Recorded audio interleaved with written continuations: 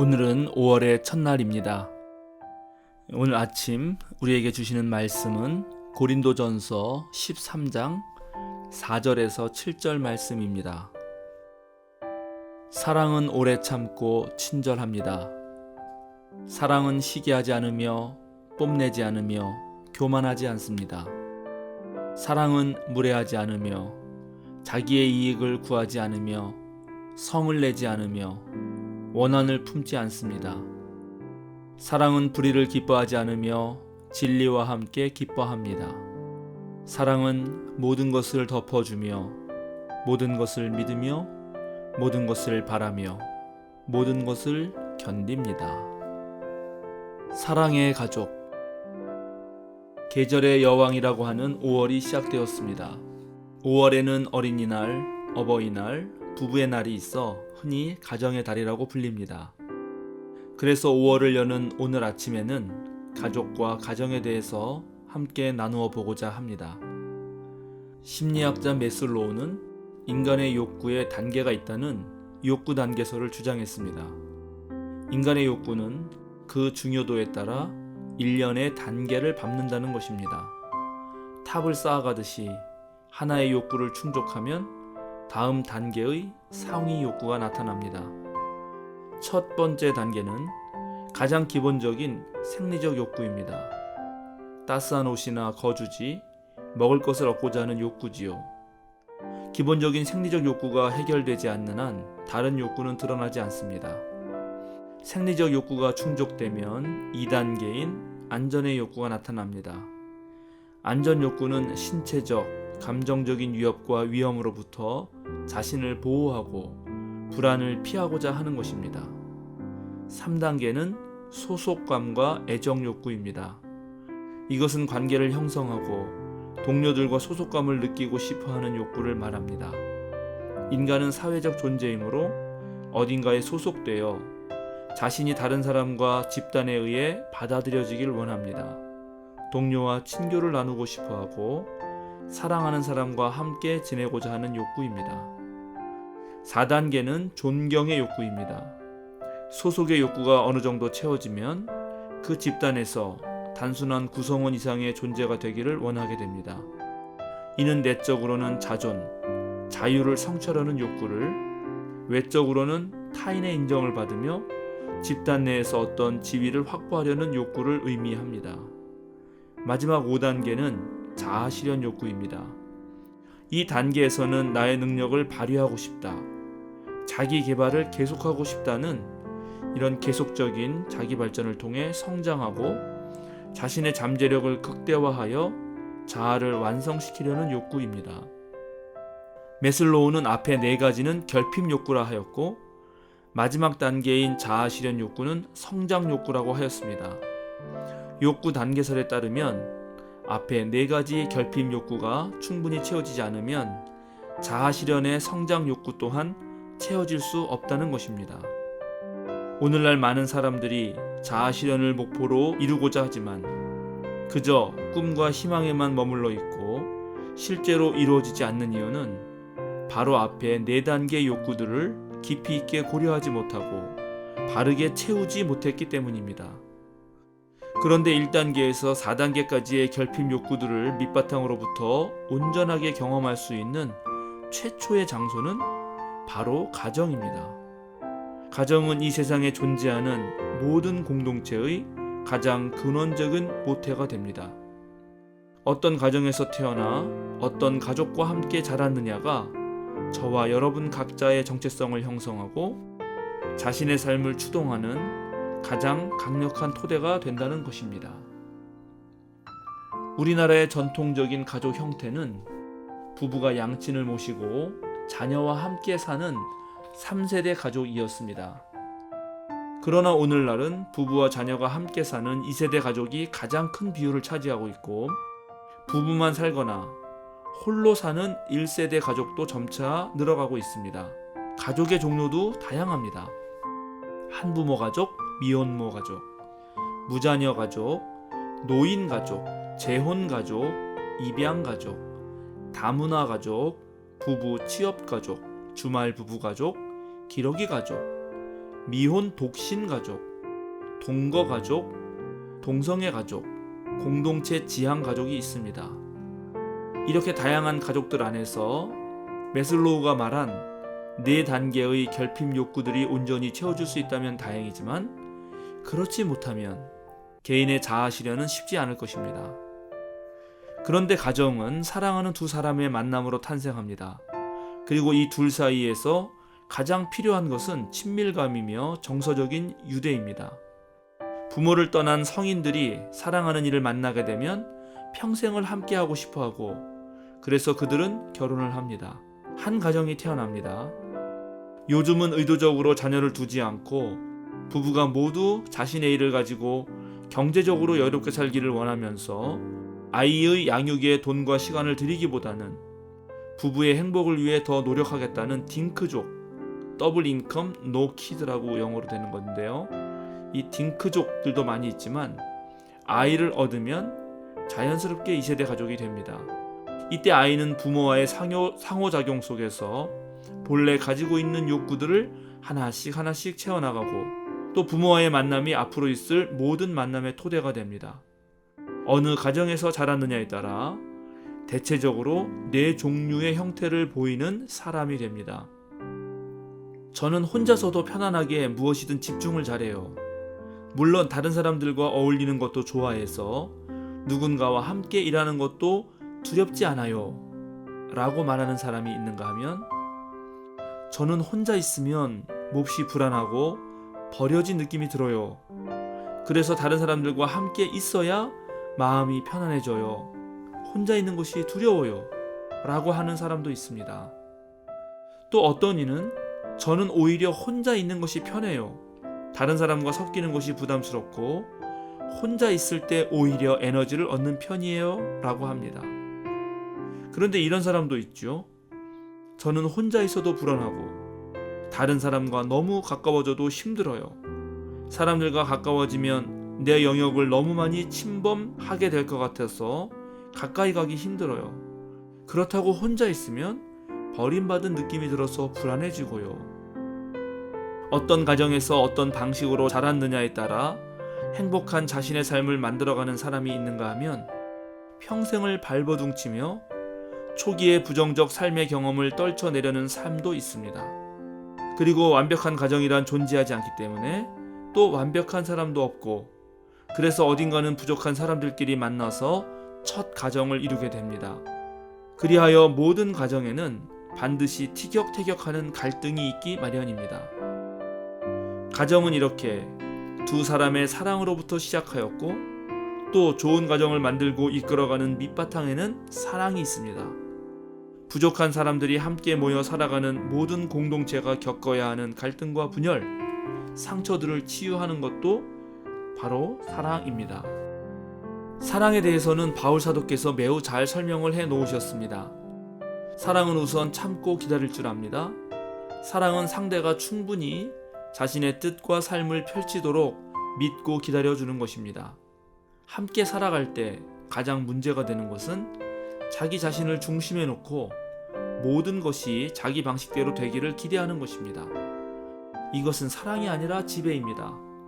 함께 살아가려면 자신을 내려놓고 상대방이 말하고자 하는 것을 인내심을 가지고 주의 깊게 듣고, 또 적절한 순간이 올 때까지는 말을 하지 않고 기다릴 줄 아는 참을성이 필요합니다. 서로에게 호감을 느낀 두 사람이 연애를 처음 시작할 때는 서로에게 조심하면서 상대방의 이야기를 잘 듣습니다. 그런데 서로 친밀해지고 결혼을 하고 오랜 시간을 함께 지내다 보면 처음에 조심하던 그 마음은 온데간데 없어지고 자신도 모르게 너무나 쉽게 말이 나옵니다. 상대의 이야기를 경청하지 않고 자기가 하고 싶은 말을 먼저 하게 됩니다. 바로 여기서부터 작은 문제들이 발생합니다. 존중받지 못한 서운함이 생기고, 때로 말다툼을 하고 언성이 높아지기도 합니다. 좋은 부모는 자녀들의 말을 차분히 그리고 충분히 듣습니다. 일반적으로 부모는 이미 많은 경험을 했기에 아는 것과 할 수 있는 것이 자녀보다 훨씬 많습니다. 그래서 자신의 수준에서 자녀가 하는 것을 보고 있노라면 아이가 잘 못하는 것 같고 답답함을 느낍니다. 그래서 충분히 기다려주지 못하고 끼어들고 가르치려 듭니다. 가정에도 민주적 절차가 필요하지만 대체적으로 모든 것들이 부모의 맘대로만 실행될 때가 많습니다. 그래서 아이들은 기분이 상하고 주눅이 듭니다. 자녀가 스스로 할 수 있도록 내버려 두면서 기다릴 줄 알아야 합니다. 적절한 개입과 도움이 필요하지만 우선 자녀들의 노력과 그들의 시도를 인정해 주어야 합니다. 자녀의 노력이 인정받고 존중받을 때, 그리고 자녀가 자신의 부모가 인내심으로 자신을 신뢰한다는 것을 느낄 때, 자녀를 훈육하는 것은 자녀에게 격려가 됩니다. 사랑으로 훈육을 받은 자녀는 존중받는다고 느끼며 자녀 또한 그런 부모를 좋아하고 사랑하게 될 것입니다. 사랑은 친절하고 예의 바르고 원한을 품거나 성을 내지 않는 온유함과 너그러움으로 자신을 드러냅니다. 사랑은 참고 기다리는 것에서 멈추지 않습니다. 사랑은 자기가 서러고 할 때 남을 세워주고 자신이 이루려는 어떤 목표가 있을 때 남도 그 목표에 다다르게 해주려는 마음이 있습니다. 내가 받고자 하는 대로 사랑하는 이에게도 해주고 싶은 마음이 생깁니다. 그런데 그 방식은 친절함과 예의 바름과 온유함이어야 합니다. 소리를 지른다든지 원한을 품는 것은 사랑의 속성이 아닙니다. 그것은 자신의 분노와 격한 감정을 표현할 뿐 사랑은 아닙니다. 마구 소리를 질러대는 사람은 가능한 피하는 것이 좋습니다. 그런 사람은 여러분의 영혼에 상처를 입히기 때문입니다. 오늘날의 전 세계는 자본주의에 의해 운영되고 있습니다. 자본주의에서 모든 사람들은 돈으로 자신의 정체성과 능력을 드러냅니다. 남들이 소유할 수 없는 물건들을 가지면 우쭐해합니다. 남들이 가진 것을 살 수 없으면 괜히 우울해집니다. 우리가 정신을 차리고 살지 않으면 이런 분위기와 풍토에 말려들고 맙니다. 자본주의와 소비주의 사회에서는 모든 것이 구매와 소유와 소비의 대상이 되어 심지어 사람 사이의 관계도 그렇게 됩니다. 사람들에게는 누구나 다른 사람이 하는 것을 자신도 해보고 싶은 욕망이 존재합니다. 그것을 모방 욕망이라고 하는데, 욕망은 무한하게 커지는 것이 특성입니다. 세계와 시대의 각종 미디어를 통해 또는 SNS를 통해 우리는 전 세계를 핸드폰으로 다 볼 수가 있습니다. 그래서 전 세계 사람들이 하고 있는 것들을 보면서 자기도 똑같이 해보고 싶다는 욕망에 불을 지르게 됩니다. 그런데 자신의 상황과 한계 속에서 그런 것을 다 할 수는 없습니다. 하고 싶은 것을 못하면 짜증이 나고, 짜증이 오래 쌓이면 분노로 변합니다. 괜히 화가 나기도 하고, 이것이 왜곡되면 남들에 대한 시기와 질투가 심해져서 심지어 사회적 범죄를 저지르는 단계에 이르기도 합니다. 현대인들은 지금 모방 본능과 소유의 욕망을 제어하지 못하고 어쩔 줄을 모르고 있습니다.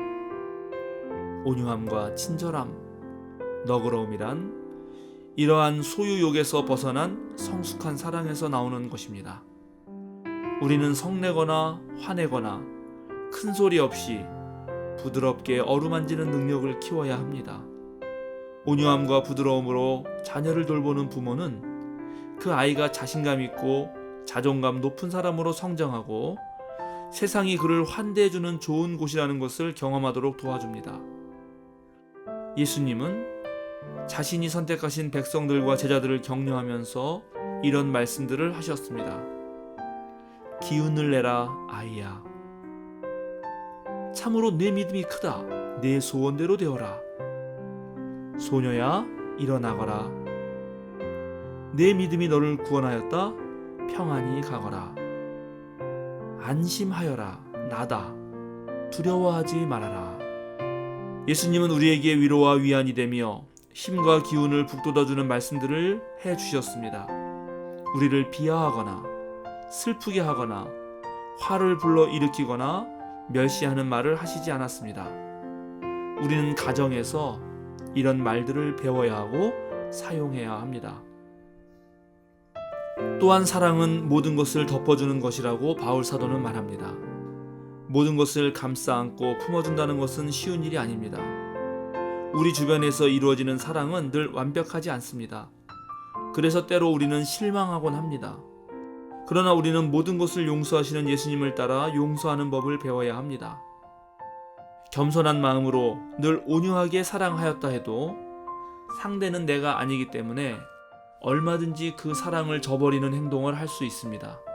그래도 모든 것을 덮어주면서 미래에 대한 희망을 저버리지 않는 것이 사랑입니다.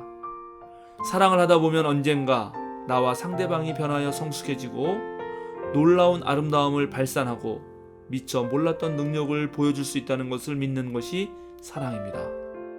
물론 세상의 모든 것이 한순간에 바뀌지는 않습니다. 사랑은 모든 것을 바라지만 어떤 것은 그 바람대로 이루어지지 않습니다. 그럼에도 하나님께서는 구부러진 것을 곧게 만들어주시고 우리가 이 세상에서는 극복할 수 없는 악에서조차 선을 이끌어내신다는 것을 우리는 알고 믿어야 합니다. 마지막으로 사랑은 진리와 함께 기뻐한다는 사실을 우리는 주목해야 합니다. 사랑은 정의와 함께 가야 합니다. 사랑은 모든 것을 덮어주는 것이지만 무작정 모든 것을 덮어주다가는 정의가 훼손될 수 있습니다. 더 나은 삶을 살아야 하는데 계속 악의 구렁텅이에 머물고 유치한 단계에서 멈출 수가 있습니다. 그래서 사랑에는 진리와 정의가 함께 필요합니다. 우리 모두에게 5월은 더 깊이 사랑하는 달이면 좋겠습니다. 코로나19로 집안에 머무는 시간이 많아졌습니다. 이 시간들을 가족들끼리 더 사랑하고 함께 즐거운 시간들을 보내는 기회로 삼으면 좋겠습니다. 사랑으로 가정을 가꾸는 일이야말로 더 아름다운 사회를 만들기 위해 가장 중요한 일입니다. 마지막으로 베드로전서의 말씀 한 구절을 읽어드리겠습니다. 무엇보다도 먼저 서로 뜨겁게 사랑하십시오. 사랑은 허다한 죄를 덮어줍니다. 함께 기도하겠습니다. 사랑의 하나님, 저희에게 가족을 허락해 주셔서 감사합니다. 가정은 사랑으로 탄생된다는 것을 기억하며 무엇보다 하나님의 사랑 가득한 가정과 가족이 되게 하여 주시옵소서. 우리들에게 생명을 주시고 키워주신 부모님의 은혜에 감사하고 대를 이어 하나님의 뜻을 이어나가는 믿음의 자녀들을 보며 기뻐하고 우애 넘치고 웃음 넘치는 가정들이 되게 하소서.